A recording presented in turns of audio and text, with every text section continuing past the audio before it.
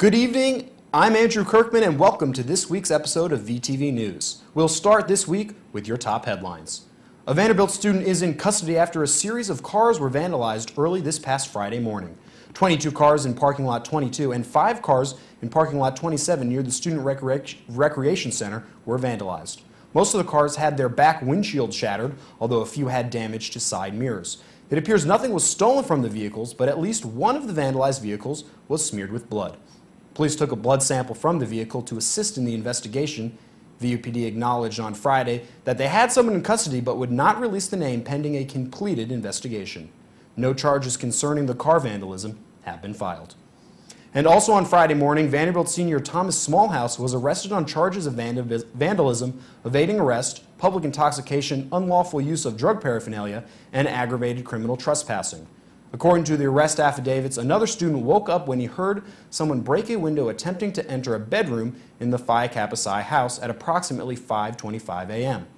Smallhouse was previously arrested October 21, 2009 on charges of leaving the scene of a personal injury accident, criminal impersonation, resisting arrest, misdemeanor, evading arrest, and driving under the influence.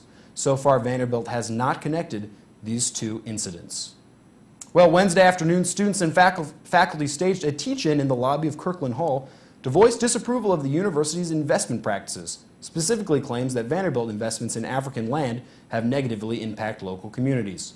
Around 40 to 50 students and faculty attended the event organized by the Responsible Endowment Coalition of the Vanderbilt Students of Nonviolence, a student-run group lobbying administration officials to divest from MVest, an investment company accused of exploitive land grabs in Mozambique. Students at the teach-in voiced concerns over the lack of transparency and accountability in the investment process, as well as the lack of institutional guidelines for ethical investment. Now that one of the oldest groups of buildings on campus, Kassam Quad, is being demolished, some Vanderbilt students and alumni will want to hold on to a piece of Kassam. According to Associate Provost for Initiative Strategies, Susan Barge, those who can't stand to part with Kassam will get a chance to keep part of it forever. A limited supply of bricks from each of the 6 Kassam residence halls will be available during homecoming festivities this coming fall. According to Barge, the bricks will be available for free on a first-come, first-served basis. And with Kassam being torn down this summer, there will be 20 fewer resident advisors the next 2 academic years than there are now. Currently, there are 147 RAs at Vanderbilt, but next year that number will drop to 123, with 4 new positions becoming available in Blakemore House. This year, there were 115 applicants. There are currently 27 positions not occupied by returning RAs. The spring sports season for the Commodores begins this Sunday as the Vanderbilt women's lacrosse team takes on the Duke Blue Devils at home. Coming off an 8-8 season, Vanderbilt enters the 2012 campaign as the 19th ranked team in the nation. This year's squad looks to make improvements and have a very strong season while continuing the successful offensive attack of last year. And students, faculty, and guests crowded into Buttrick 101 last Wednesday evening to listen to former U.S. Ambassador of Egypt, Margaret Scobie, speak. You see her right there. The event, which included a talk and a Q&A session, focused on Egypt and the Arab Spring, a series of protests and demonstrations that began in 2010 that led to democratic installation in Egypt. Explanation for why now. Some things in Egypt, I think, help set the stage. The issue of presidential succession had been an issue for several years. Some have said this was an internet revolution, a social media revolution, but it certainly did facilitate communication and organization among this very leaderless but like-minded group of people who were determined to bring the regime to account starting on January the 25th. I'm not sure I actually know why in 2011 this happened. Again, the spark in Tunis is certainly the one factor we all know did happen then and did have an impact. The tinder was dry, the flame took, and we're now watching the results of this.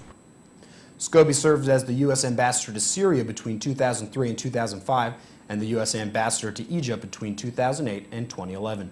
She currently works as the Deputy Command and International Affairs Advisor at the National Defense University in Washington. Well, next Friday night begins Vanderbilt's annual dance marathon. In the weeks leading up to the big event benefiting the Monroe Carroll Jr. Children's Hospital, Dance Marathon has been holding other events. one of them being a carnival at the hospital for the kids. Here's a look back at last week's event. Now we're just having a carnival for the kids here at the hospital. It's just a good chance to give them a break, you know, and have a little bit of fun with them. We have different carnival games and face painting and a bunch of fun activities and prizes for all the kids here. We put them on like every bi-monthly carnival where we really get to go and all the committee members and the directors get to come and play with the kids and really see who it is that we're helping and what we're doing. I think they're having so much fun. Their smiles, and you can tell they're really excited to be here.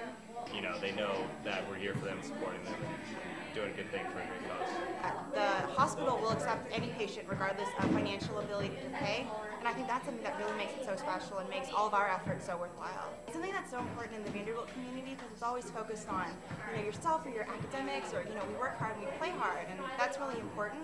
But it's also important to remember to give back and to really see firsthand the impact that the Monroe Corral Jr. Children's Hospital has on the kids here, and to be able to know that our efforts and what we do throughout the year to raise funds and awareness, it really does go to make a difference. And also happening right now, another dance marathon event. We're joined now by Carly Vaughn, who's live at Sweet Cece's. Carly, what's going on there tonight?